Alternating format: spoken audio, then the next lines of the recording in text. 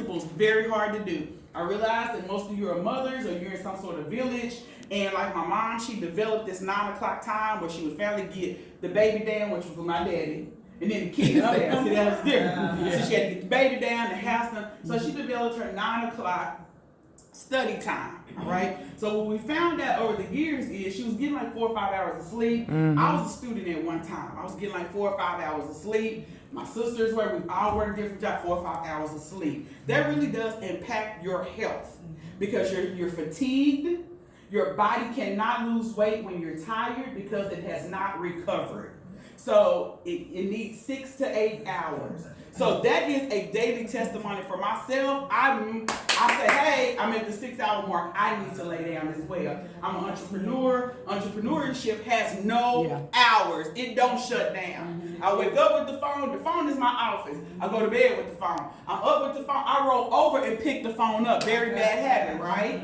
So I have to hold myself accountable. My sister is very good with holding me accountable. Turn off the white noise. Turn off your phone. Put on the blue light. Don't, because we need those 6 hours for your body to recover. So sometimes, ladies, even for those of us that says, hey, Dr. K, I've started on my journey. I've been doing pretty decent, Dr. K. Got my food cleaned up at least 2 or 3 days a week. I start walking with the kids and chilling. But, I ain't seeing no results. Check your sleep. A lot of times I've had clients, they are a checklist person just like I am, but their results were on hold because they were not sleeping. As soon as we turn those sleep hours around, or even if you can get a nap throughout the day to help you get to that 6 hours, they started seeing some better results in their lives. So for those of you guys that are already on your journey and you maybe have hit a stall, make sure that you check your sleep, all right? Meditation. All of us may not do yoga, but you should go somewhere and read something that changes the channel of your mind. So, read a book, say a prayer, have a mantra, do positive affirmations. I love I statements. I am successful. I am beautiful. I'm going to have a great day. I'm going to receive new business. I am blessed and highly favored. Whatever your I statements are, begin to talk to yourself because you can change the atmosphere that you're in your car, in your house, in your bathroom. I have some people, they put statements up on their mirrors, but do some things that help your mind to recover. So when every break you have, ladies, you ought not be on the telephone. Right. Put that phone down. At least spend at least 7 minutes doing something other than texting, arguing, or looking up someone on Facebook scrolling and Instagram scrolling. Because real talk, those are time wasters unless you got a business on there. But you can carve out 7 minutes to where you can let your mind rest for the day. Because most of the time you end up getting agitated because you see stuff on there where you should just cut your phone off in the first place. All right? And then let's make sure that you're exercising. Movement is everything. There are simple things, ladies, that you can do to move. Everybody feel like you got to be rich to move. No. You got a street. How many people live on the street somewhere? You got an address. Don't raise that hand, girl. You got a whole address. I don't even care if it's an apartment. You got a parking lot. You got some stairs. All right? All of us that have been to the big Walmart, not the neighborhood. I'm talking about the super Walmart. Everybody knows you can park in the back.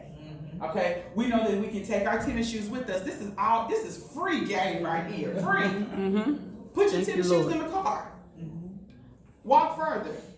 Do more. I'm very competitive. We used to run the stairs. I used to run the stairs when I was about 60 pounds heavier. That was a mess. Okay? I didn't want to get out done on the stairs. So what I do is I practice. So I'm a practicer. I need to keep up, right? I couldn't get them crunches. Y'all, I was big. My stomach was big. I couldn't get the crunches. So I would do a certain amount of crunches at home. I would do sit-ups at home. I would do squats at home. I would do things so that when I went out with other athletic people until I reached that status, I was able to keep up and I felt good about myself, right? How many people been to a fitness class? First day I did a step class, I said, no, I'm not ever coming back to the gym ever again. And I sat down from LA Fitness and I never went back to LA Fitness. Because the whole class going this way, child, I was going this way. All right? Yeah. So you can do things like take the stairs at your job. You can park further. You should get 2 15-minute breaks and a lunch. Use those 15-minute breaks to get up and stretch your legs. We used to do calf raises. I mean, we were so gangster. I worked in the call center. We would stand up and do this. So we had goals. So we would be like, we're going to do 200 calf raises today. So hey, our managers didn't trip. We would all just pop up and do calf raises. All right? We would be talking to people, but we would squat. we would hold our stomachs in because we had goals. So make sure, along with this moderate workout, getting started, that you surround yourself with some people with like minds. That's good. You need a village on this journey. It's great to be self-started. It's great to be motivated, but at the same time, you need somebody that's gonna text you, be like, girl, did you work out today? Did you get your calf muscles in today? Did you do your lunges today? Oh no, girl, you better get the lunges in. Okay, and then start setting some goals. Okay, a lot of times on our fitness journey, we're not successful because we don't have any goals. So what does your goals look like? One of mine was not only I came up with high blood pressure, didn't have any symptoms, but I gained 40 pounds the moment that I sat down at 29, okay, to start working on my last degree. I literally sat down. So I went from having a very active life, not gaining any weight, young, on it, toned, doing my thing, to sitting down. Sitting down came with my nutrition slacked, okay? It came with the fact that I wasn't sleeping, all right? I worked 2 jobs and I went to school. 40 pounds, just like that. High blood pressure. Now, high blood pressure, I'm getting older. I hit my 30s now, right? I said, okay. Doctor says, okay, so what you gonna do? I said, I'm gonna go back to the principles that I already knew, all right? Number 1. Number 2, I was gonna graduate with my doctorate. So I set a goal for myself. I said, hey, I wanna be finest doctor to walk across the stage. Oh, Lord. That was really ambitious, right? But fine for me. What I defined is fine, all right? So that became my work. I got up every day knowing I was graduating. I got up every day knowing how many classes I had. So now I'm really engaged in not only my academia, but now I'm engaged in my health and wellness. I started doing simple things like walking around my apartment complex. Then I challenged myself, hey, I'm gonna start walking to Target and getting my groceries. So I would walk down to Target, get my groceries, and I would take my groceries back up this hill. So now I'm strength training. Ladies, this is free. This is all before we start getting to gyms. This is building your confidence. So when it's time to go to the gym, you personally, because there are people that have gym intimidation, right? So you personally now feel like I've contributed to my health and wellness, and I look good on this treadmill because this is what I'm gonna do right now, is this treadmill, because I got that under control, right? So I started walking to Target, all right? Then I said, well, you know what? I'm just gonna take it all the way around. I'm gonna walk 4 miles today, all right? Then I'm gonna walk 20 miles this week. Then I got a very good village. Hey girl, we going to walk today? Well, yeah. Then I said, hey, I saw it online. I said, hey, let me go try Zumba. I went and stood on the back row. I said, oh, this is like drill team. I can jam. We're rhythmic people, okay? So Zumba became great. Then I had some Zumba mentors and coaches. Then I got my life. It just kind of evolved, right? So then the second point to that is do practical things that are free. That's where you are right now. That's a no judgment zone. Use your stairs, use your apartment, use your home, use your furniture, use your 15-minute breaks. You watching Real Housewives of whatever, or whatever tattoo show is out. Every time it goes on a commercial, get up and run in place, do crunches, jumping jacks. You can get you a nice workout in, and then move into some fitness classes, get you some village people that are serious. Because the ladies that I was connected to, they all had a story.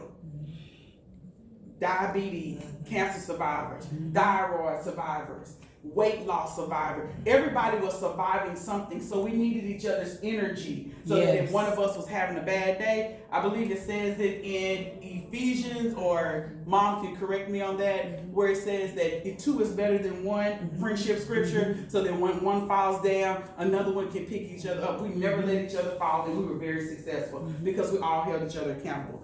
So let's do that. So you cut down 500 calories. You're going to look at drinking 128 ounces of water, which is a gallon, or 64 ounces of water, cutting out some of those sodas, cutting out some of those fried foods, cutting out some of those Twinkies, cutting out some of those daiquiris, okay? We can do that. You can move moderately, about 30 minutes a day if that's what your schedule is. A lot of times you underuse the practice time that your kids have. So if the kids are at the gym, hello somebody, or if the kids are at cheer practice, hello, while they cheering, you go walk. You got to be creative, all right? You've got to be creative in your journey. You can also work out at home. I gave you one simple principle. You want to tone, you want to start getting the belly fat down, you work on your nutrition, but go ahead and start with some walking, okay? Walking, you move into group fitness classes, then you move into weight training, all right? So everybody, oh, I want to lift this, I want to tone this. It's not toning, you're going to build some muscle. Okay, so you're gonna build some muscle. It gives you a leaner physique. Brings that muffin top in. Hello, somebody. It lifts those buns, helps those legs, helps those calves. So That's where you hook up with folks like myself if you're not really sure how to use the weight equipment, or if you have weights at home and you're not really sure how to design a workout. Folks like me are more than happy to come back and help you with personal training. Because you don't have to go and lift 300 or 400 pounds to feel successful with getting the jiggles removed from your body or toning up. And you can remove cellulite with your nutrition, water, and building muscle. Cellulite does diminish. Hello, somebody. You do not have to have elements, all right? Just work on yourself. There's a slogan that says you're going to be the best project that you ever work on, and that's real talk. Every day there's something for you to focus on and do. You should never be posting this right here on Facebook. I'm bored. You should never be bored as a human being. If you don't have laundry to do, kids to raise, a house to clean, I guarantee you got something personally that you can do that will enrich